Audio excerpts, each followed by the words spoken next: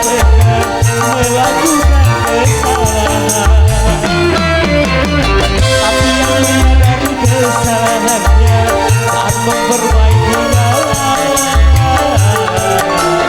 satu kali kehilangan tongkat cukup satu kali, dua kali kesalah yang sama jangan dua kali.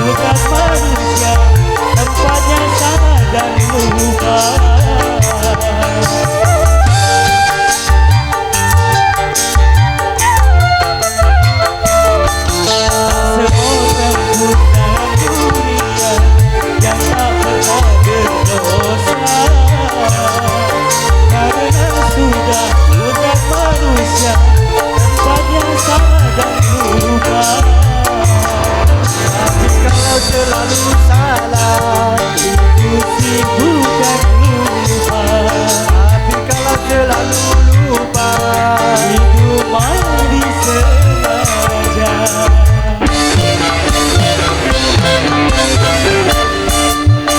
Satu kali kehilangan tongkat cukup satu kali, dua kali kesalah yang sama jangan dua kali. Orang yang baik bukan yang tidak pernah melakukan kesalahan, tapi yang menyadari kesalahannya dan memperbaikinya. Satu kali kehilangan tongkat cukup satu kali, dua kali kesalah yang sama